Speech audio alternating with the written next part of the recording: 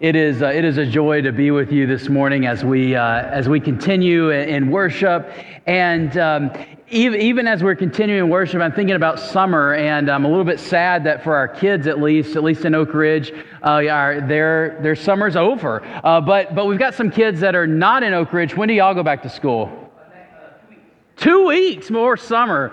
Wow, that's a lot. But congratulations for that little piece of extra. You know, I've been thinking so much about our community this summer. And my family's had a chance to really enjoy just a lot about our community this summer, everything that we have to offer here. One of our favorite things to do is to go to the lake with taking kayaks and paddle boards and charcoal and hot dogs and just spending time in the water and spending time paddling and swimming in the lake.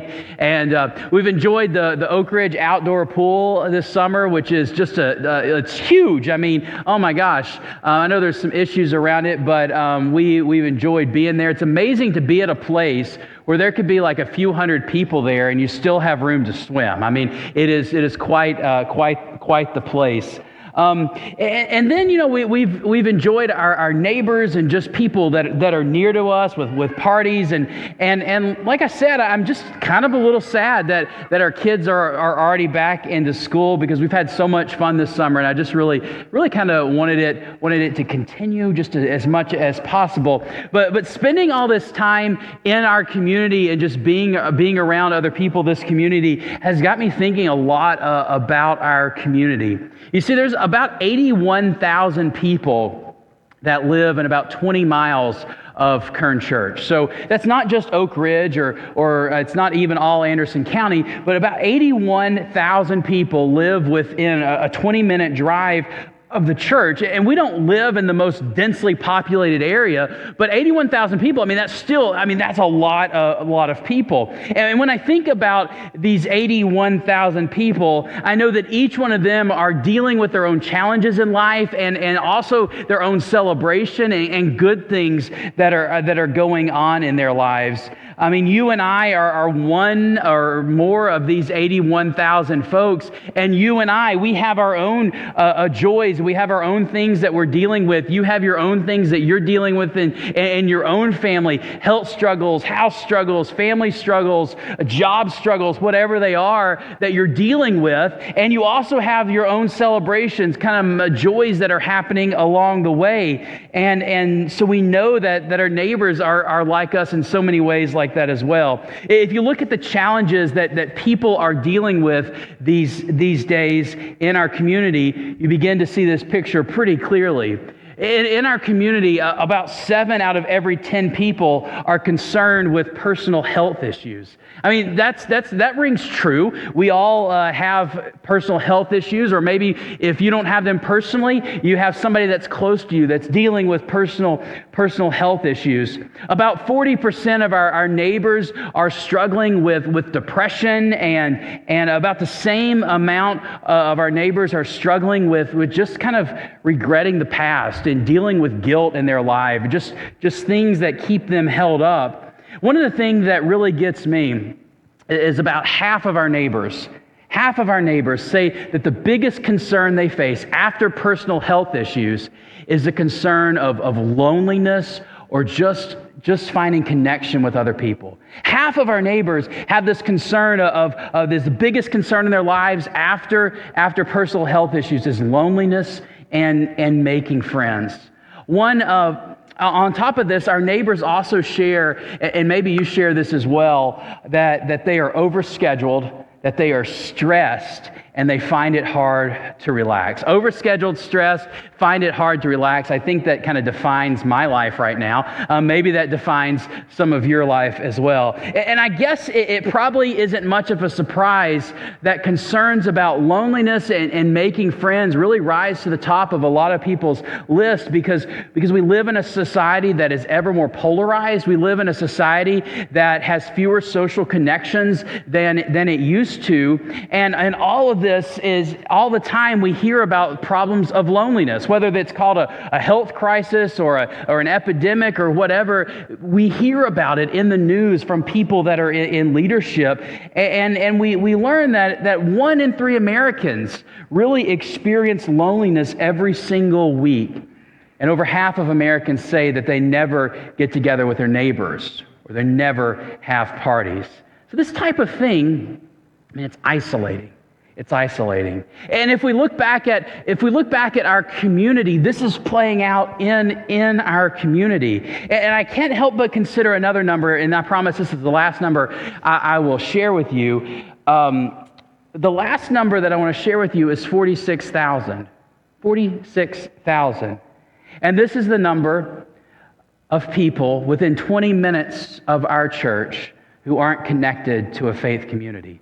That's 60% of our neighbors, of our 81,000 neighbors. I think the math is right, but 60% of our 81,000 neighbors, and they aren't connected to a faith community. How many are struggling? How many are hurting? How many are concerned with loneliness and finding a place to belong? That's a lot of people. That's a lot of people. And the good news is that God knows this too, and God has decided to do something about it. If you've been with us for the past couple of weeks, we have been in the middle of a message series considering 3 big questions that it's important for followers of Jesus to be able to consider and also to have an answer for. And the first question was, why do people need Jesus? And then the question was last week, why do people need the church? And as we've been exploring these questions, I've just been thinking about and really having a heart for our community, for the 81,000 people that live near to us. And I've become more and more convinced that God knows what people are struggling with. I've become more and more convinced that God has decided to do something about it. And the first thing that God has done about the pain and the hurt that people are facing is that God sent Jesus. And 2 weeks ago, we looked at this question of why do people need Jesus? And the reality is that God sent Jesus as the hope of the world. God sent Jesus to bring hope and salvation and fulfillment into people's lives for today. And God sent Jesus to bring salvation into your life today. One time, Jesus was talking with people about why he came, and this is what he had to say. This comes from John. So John was one of Jesus' followers, and so he kind of recorded and wrote down some of the stuff that Jesus says. And Jesus is one time talking to some folks, and he says, "You know what? I came so that people could have life, indeed, so that they could live life to the fullest." Jesus just bears it all. He's like, I came so that people could have life and so that people could live a full life, live life abundantly, as another translation says, live life to the fullest. Jesus came so that you and I and every one of our 81,000 neighbors could have life indeed, so that you and I and they could live life to the fullest. But if this is the case, and as Jesus did come, why do so many still struggle? Why do so many still struggle? And the reality is, people get to choose. And people are not meant to do life alone. And people are not meant to do faith alone. And that's why people need the church. We believe that the church exists in and for the world, for those in our community who don't yet have a place to belong, who don't yet have that hope of somebody that cares for them. And among other things, the church is part of God's plan to redeem the world, to save and to bring hope for all who are struggling, for all who are. And the reality is, even though this is God's plan, even though this is what God desires and wants for the church and wants for society and wants for your neighbors, this doesn't happen by accident. It just doesn't happen by accident. If it happened by accident, our church and every church would be full of people every single day, full of people who need the Lord, full of people who are struggling in life, full of people who are searching for hope. If it happened by luck, our church would be full of people who are struggling to find belonging and hope in our lives. The reality is, God's plan for the church is that the church is the way that God designed for people to meet Jesus and to have their lives transformed. But sometimes the church or churches forget this. Sometimes churches forget this. And sometimes churches and church people, we get a little bit lazy. I don't know if you ever get lazy, but sometimes churches get a little bit lazy. And sometimes churches start working and thinking that their role and the reason that they exist is to please people who are already in the church, to please people who already believe in Jesus, people who already know Jesus. But that's not what Jesus says. That's not what Jesus wanted to happen. The church is the answer to the loneliness and the stress that people are facing, but it doesn't happen automatically, and it doesn't happen by accident. Instead, Jesus tells his followers to do something about it. Jesus tells his followers to act on this and to do something about it. So if you are a follower of Jesus, this is Jesus speaking to you. If you are here, though, and you're just kind of like exploring Jesus or exploring our church, you're about to get a look at what Jesus says the church is supposed to be. And what I'm going to share with you comes from the very end of the book of Matthew. And so if you have a Bible and you want to follow along, I'm going to be looking at Matthew chapter 28. And Matthew, just like I mentioned John a few moments ago, he was a follower of Jesus. He was somebody who was close to Jesus, and he recorded some of the stuff that Jesus had to say and some of the stuff that Jesus did. And so that's what we're going to look at. And his writings become the first book of what we call the New Testament that tells us about the life and the ministry of Jesus. So what has happened is that Jesus' ministry was so powerful when he was around. It was so powerful, people were healed, people got new life, but it was also so powerful that people that were in power at the time, particularly the government and religious leaders, got nervous because they felt that Jesus challenged them and what they were about, and they ended up, they saw Jesus as a threat, and they ended up putting him to death, even death on a cross. And death on a cross is this terrible Roman method of execution that Jesus was subject to. But the thing about Jesus is death could not hold him. And Jesus rose from the grave, demonstrating God's power even over death.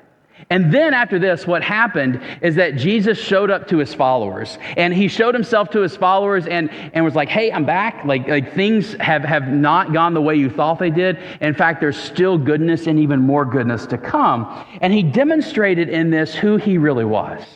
He demonstrated the power of God to his followers. And that's where the story picks up in Matthew 28, because what he did is he told his followers to go wait for him at this mountain in Galilee. And in Matthew chapter 28, beginning in verse 16, we read this. Now the 11 disciples went to Galilee. That's 11, that's Jesus' closest followers. There used to be 12, but one betrayed Jesus, and he's not there anymore. He's dead. Actually, he killed himself. And so in verse 16, we read that now the 11 disciples went to Galilee, to the mountain where Jesus told them to go. And when they saw him, they worshiped him, but some doubted. I'm really struck by this, that these people had just seen Jesus killed. They knew that Jesus had risen from the grave, and here they are, sent by Jesus. They believe enough to follow Jesus to this place, this mountain in Galilee, and there they worship Jesus, but it says that some doubted. Do you ever get everything that you've ever wanted? Like the most amazing thing happened to you, and then you just doubt if it's real? Or like you just doubt, is this actually happening? And I just am so struck by this, about how many times that God does something powerful, and then we still doubt it. And that's what Jesus' early followers were doing here. Then Jesus came near and he spoke to them. He said this, I've received all authority in heaven and on earth. Therefore, go and make disciples of all nations, baptizing them in the name of the Father and of the Son and of the Holy Spirit, teaching them to obey everything that I've commanded you. Look, I myself will be with you every day until the end of this present age. Through his whole ministry, it was Jesus who was doing the work. Through his whole ministry, it was Jesus who was teaching. It was Jesus who was healing. It was Jesus who was feeding. It was Jesus who was helping people find their place to belong. It was Jesus who was helping people live life to the fullest. It was Jesus through his whole ministry on earth. And then now Jesus tells his followers, his disciples, it's your turn. It's your turn. It's your turn to do the work. He's like, I'm kind of leaving. I'm on the way out. It's your turn to do the work. It's your turn to go and to make disciples of all nations, baptizing them into the new and full life of God. It's your turn to do something about it. It's your turn to teach people everything that I've taught you. It's your turn. But don't worry, friends. I'm going to be with you. I'm going to be with you. I'm not going to leave you. I will be with you to strengthen you all along the way. In fact, I'll be with you every single day. It's your turn. It's your turn. When you see the hurt, the loneliness, the stress, the desperation, the disconnectedness, the pain that is present in 81,000 people in our community in different levels, Jesus says it's your turn. It's your turn. And so this brings us to the final question in our series of why do people need this church? Why do people need this church? Why do people need Kern Church? Now assume for a moment that I moved into your neighborhood, and assume for the moment I'm not a pastor. At least you don't know I'm a pastor, and especially not your pastor. So I move into your neighborhood, and I'm not your pastor. I'm not a pastor, and I'd ask a question, or you just consider this. It's like, why should I attend your church? Why should I attend your church? I learned that you go to church maybe, and maybe I'm looking for church, maybe I'm not, and I just wonder and ask, why should I attend your church? What do you say to that? What would you say to that? You know, you might begin by telling me that you love your church. It's a great place to be. It meant a lot to you. But really that's not good enough, because most people who go to church at least like their church, or they wouldn't be there for the most part. And so that's not really enough. What would your answer be? You know, a few months ago, our leadership was really reflecting on this question. And our leadership knew that people in our community were struggling. Our leadership also knew that our church was struggling a bit on how to reach our community with the love of Jesus. And to be honest, we weren't exactly sure about the answer to this question. Like why do people need our church? I mean, we started to pray, though, and we started to seek the Lord, and we brought in some outside help to help us think through this question. And we knew that people needed something. We knew that the people in our community were struggling. We could see it every day at the grocery store. We could see it in our schools, our workplaces. We could see it in our community, and we could also see it reflected in data sectors that we looked at as well. You see it in so many different ways. We knew that people needed something. We knew that people needed the hope of the church, and we knew that Kern Church had been a hope for a lot of us and brought hope and meaning into our lives, and you had found a place to thrive and to grow in faith with yourself and your family and with others. And so we started to ask God, how could we grow our impact in our ministry to bless more of our 81,000 neighbors, for 81,000 people in our community? And what we realized in this is that Oak Ridge didn't just need a bigger church for the sake of a bigger church, to address the lack of connection and belonging that people are facing. And we also realized that if people didn't follow the message of Jesus to make disciples, that's church people that follow Jesus, didn't follow the message of Jesus to make disciples of all people, that the number of people who weren't connected to Jesus and who weren't connected to the church was going to grow. I mean, it was going to grow. And we knew that the number of families struggling with loneliness was only going to continue to grow in the midst of this. So we prayed and we asked God, God, how might you work through our church to address this big problem that our community is facing, this big problem that people in our community are facing, and how might you help our church to fulfill the mission of Jesus to make disciples and to help people find a place to belong, to really follow after you and to help other people. And that's when God revealed God's vision for our church, about who God wants us to be and how God wants us to address the deep concerns and pains that 81,000 of our neighbors are facing. So to address the problems and the things that just daily issues that families are facing, and to be faithful to what Jesus is asking us to do, God's vision for our church is that in the next 3 years, Kern will be a multi-generational church of people helping people belong, grow in faith, and make a difference. I mean, this is what we speak about and talk about. But the question is, I guess, what does this mean? What does this mean? What does this mean for you when we say that we're a church of people helping people belong, grow in faith, and make a difference? What we mean is that it's all about people helping people. We mean it's all about relationships. It's all about connections with other people. It's all about the relationship that you have with God and the relationships that you have with other people. Jesus instructed his followers to go into the world and to make disciples, and he intended this to be the work of all followers of Jesus. And this is not just the work of the pastor. It's not just the work of people who are employed at the church. No, it's people. It's all people. And that's why our vision is about people helping people, because it's all about people helping other people belong, grow in faith, and make a difference. Why do people need Kern Church? I mean, this is why. It's all about belonging. It's all about belonging. It's all about helping other people belong. It's all about helping other people find the love of Jesus in their life. It's all about helping other people make a difference, because we believe, and I believe, that people want to make a positive impact on the world, and the church should be a part of that. Church should be a part of helping people do this. It's all about the personal relationship that you have with your colleagues, your neighbors, your family. It's all about the work of Jesus wherever you are.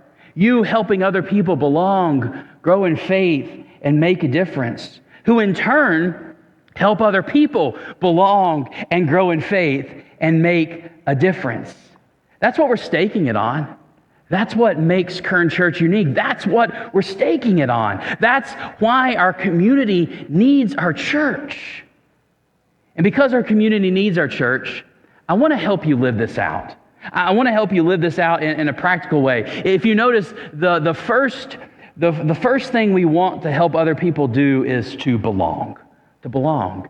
And that's not accidental. If you recall, the biggest concern that people are facing in our community after health issues deals with loneliness and finding friends. So many, especially young people, don't have a place to belong. They struggle. So your church is here to help you. And our leadership envisions this happening by new groups we are forming called Belong Groups.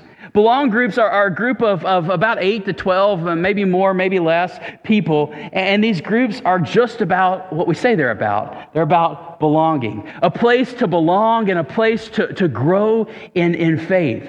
And our goal is to help you live out your faith in your daily life, to connect with others, and to help others find their place of belonging too. And that's exactly what these Belong groups are designed to do. During June, it's hard to believe that we're almost in August, but during June, there was a test run, a pilot group of one of these Belong groups, and I was a part of this along with some of our other folks in leadership that was part of planning this. And for me personally, I just want you to know that being a part of this group was such a blessing in my life. I think it was also a blessing for other folks in the group. But I also knew that the short period of time that we were able to meet, it was just a period of 4 weeks, it had me craving more. It had me craving more of wanting to continue this deep personal relationship, this deep community together. I mean, the vision that we have is people doing life together. People eating together, people sharing together, people caring for others when they're having a hard time, when they're sick, people celebrating milestones with others. Sometimes it's easier to bring somebody a casserole when they're sick than it is to celebrate with them when something good happens in their life. And you know, that's what we want. We want people to celebrate with each other, to celebrate those milestones, people growing closer to Jesus together, people making a difference in our world, in our community together. That's what it's all about. People helping people do this. That's what it's all about. People helping people belong, grow in faith, and make a difference. And that's why people need Kern Church. That's why people need you to be Kern Church. It's not just that people need our church, it's that people need you to be our church. So today I want to invite you to take a next step. And in a few weeks, we are going to have an official campaign to launch these Belong groups. But I need you first. You see, when Jesus gave this mission to his followers to go into the world and make disciples, he gave it to such a small group of folks. He gave it to 11 people. 11 people first. He spoke to a small group of people, and then that small group of people had an impact of helping other people grow and find and follow Jesus. And so today, I want to invite you to consider participating in a Belong group. Consider participating in just a group of being able to connect with others, being able to live life with others, being able to grow closer to others, and then living that in a way that it allows you to invite other people to be a part of that. Invite other people into your life. Invite other people into a space that is a safe place to connect with others and to grow in faith. That's what it's all about. You know, as I'm sharing this today, I also realize that maybe there's somebody here and you're thinking about this, and maybe what I'm saying is resonating with you because you've been thinking about this too, and you really want to help other people find a place to belong. You're thinking, you know, maybe I would like to host one of these groups because we need people to host these groups. And we've already talked to a few people who are going to be doing this. But maybe you're thinking, I might like to host one of these groups. So what does it take to host a Belong group? Well, the basic ask of hosting a Belong group is to provide or find a space, either at home, at church, or out in public somewhere, for a group to gather, and then to serve as the chief welcomer and inviter to the group. To serve as the chief welcomer and inviter. So if you're somebody that loves hospitality, that loves sharing with other people, you just serve as a welcomer to the group, an inviter to the group. And then on top of that, hosts can lead a discussion, or somebody else can be identified to lead that discussion. We've got training and all this kind of stuff that we've got going on as part of this as well. And here's the thing. If you let us know that you want to learn more about it, let me tell you that you're not signing in stone today. In fact, inside your worship program, there's probably a yellow card. Some of them are white that talk about these Belong groups, and there's some things that you can check on them. And if you check one of these, you're not signing in stone, signing your life away today. All you're doing is indicating, you know, I want to learn more about this. And what we're going to do is that I'm going to personally reach out to you in the next 3 days. And we will schedule some time to talk about this. Some time to ask what God is doing in your life. Schedule some time to talk about what God might be placing on your heart. And maybe that doesn't mean that we actually meet in the next 3 days, but I'll reach out to you and we'll schedule some time to meet. And you're like, I don't want to meet with you. That's weird. Don't meet with me. We'll just correspond by email and text or whatever. That works too. I don't have to be in your group.